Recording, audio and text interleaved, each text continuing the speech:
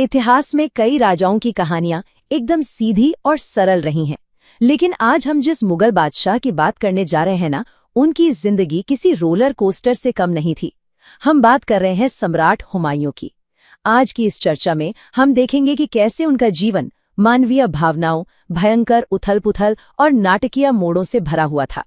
ये सिर्फ एक राजा की कहानी नहीं है, बल्कि एक ऐसे इंसान की दास्तान है जिसने सच में सब कुछ पाया, फिर सब कुछ खो दिया और फिर से उसे हासिल कर लिया। अब जरा इस बात पर गौर कीजिए, एक बादशाह हफ्ते के 7 दिन 7 अलग-अलग रंगों के कपड़े क्यों पहनता था? अजीब लगता है ना? दरअसल इसके पीछे हुमायूं का ज्योतिष विद्या में बहुत गहरा विश्वास था। ये सिर्फ कोई शौक नहीं था, बल्कि किस्मत को साधने की एक जबरदस्त कोशिश थी। एक ऐसा व्यक्ति जो इतने बड़े साम्राज्य का वारिस था, वो लगातार अपनी पल पल बदलती किस्मत को किसी भी तरह से कंट्रोल करने में लगा हुआ था। तो चलिए इस कहानी में गहराई से उतरते हैं। राज्याभिषेक और एक विभाजित साम्राज्य। 29 दिसंबर 1530, मात्र 23 साल की छोटी सी उम्र में हुमायूं ने आगरा की गद्दी संभाली।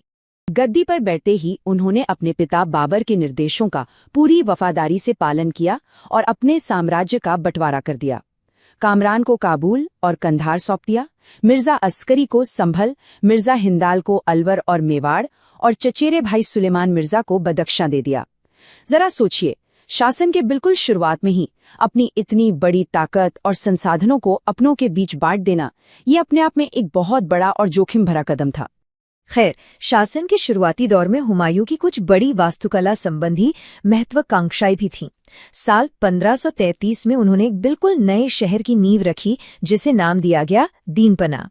ये अपनी सत्ता और रुतबे को मजबूती से स्थापित करने का एक शानदार प्रयास था। लेकिन ये शांति का दौर ज्यादा लंबा नहीं चला। अब शुरू होता है संघर्ष और पतन का सिलसिला। हुमायूं का जीवन बहुत जल्द भयंकर सैन्य संघर्षों के भंवर में फंस गया। चलिए आगे बढ़ते हैं और देखते हैं कि ये सब कैसे हुआ। उनके जीवन को मुख्य रूप से 4 बड़े युद्धों ने आकार दिया। 1531 में देवरा का युद्ध, 1539 में चौसा का युद्ध, 1540 में बिलग्राम का युद्ध और फिर सालों बाद 1555 में सरहिंद का युद्ध। इन युद्धों ने उनके जीवन को पूरी तरह से पलटकर रख दिया था। इनमें से जो सबसे निर्णायक मोड़ साबित हुए वो थे चौसा और बिलग्राम। 25 जून 1539 को चौसा के मैदान में हुमायूं और शेर खां का आमना सामना हुआ। शेर खां ने बाजी मार ली और इसी जीत के साथ उसने खुद को शेर शाह की उपाधि से नवाजा। इसके ठीक 1 साल बाद 17 मई 1540 को बिलग्राम में वे फिर टकराए। हुमायूं को यहां फिर हार का सामना करना पड़ा और इसका नतीजा, शेर खां ने मुगल सत्ता के केंद्र आगरा और दिल्ली पर बड़ी आसानी से कब्जा कर लिया। सत्ता का पूरा खेल पलट चुका था। आगरा और दिल्ली के छिन जाने के बाद एक नया और बेहद मुश्किल अध्याय शुरू हुआ। घुमक्कड़ सम्राट, जो व्यक्ति कल तक सबसे शक्तिशाली तख्त पर विराजमान था, आज वो सिंध के तपते रेगिस्तानों में दर दर भटकने को मजबूर था। और ये दरबदरी कोई कुछ महीनों या 1-2 साल की नहीं थी। 15 साल, पूरे 15 वर्षों तक एक पूर्व सम्राट को खाना बदोशों जैसी जिंदगी जीनी पड़ी। सिर्फ इस एक नंबर से हम अंदाजा लगा सकते हैं कि उनके पतन की गहराई और उस निर्वासन का दर्द कितना बड़ा रहा होगा।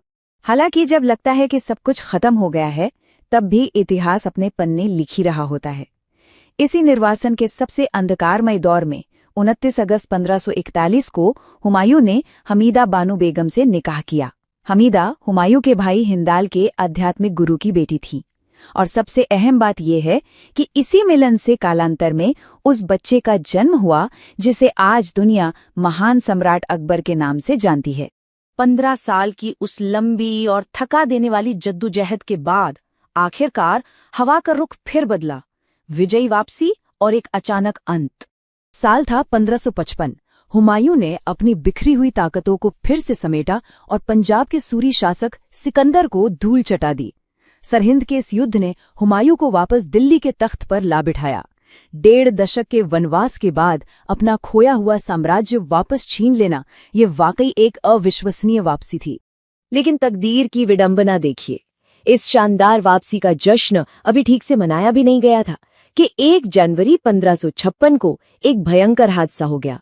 वो इंसान जो बड़े बड़े युद्धों और रेगिस्तान की मौत से बच निकला था, वो अपने ही बनाए शहर दीन पनाह के पुस्तकालय यानी शेर मंडल की सीढ़ियों से फिसल कर गिर गया और इसी दर्दनाक दुर्घटना में उनकी जान चली गई।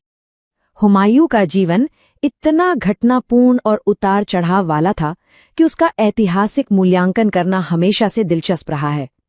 उनके जीवन की कई अहम और बारीक जानकारियां हमें उनकी बहन गुलबदन बेगम द्वारा लिखी गई किताब हुमायूं नामा से मिलती हैं। इस पूरी कहानी को बड़े ही शानदार तरीके से समेटते हुए मशहूर इतिहासकार लेन पूल का एक कथन है जो एकदम सटीक बैठता है। उन्होंने लिखा है, हुमायूं गिरते पड़ते इस जीवन से मुक्त हो गया, ठीक उसी तरह जिस तरह तमाम जिंदगी वो गिरते पड़ते चलता रहा था। ये एक लाइन इस बादशाह के अराजक और अस्थिर जीवन की पूरी तस्वीर हमारी आंखों के सामने उकेर देती है। तो इस पूरी चर्चा के अंत में हमारे सामने एक बहुत ही दिलचस्प सवाल खड़ा होता है। हुमायूं की असली विरासत आखिर है क्या? क्या वो विशाल साम्राज्य जिसे उन्होंने आखिरी सांसों से पहले संघर्ष करके फिर से हासिल किया, या फिर वो महान पुत्र अकबर जो उनकी जिंदगी के सबसे निराश और गहरे अंधेरे के दिनों में पैदा हुआ था?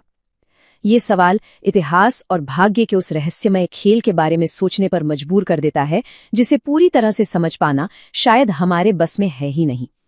इसी विचार के साथ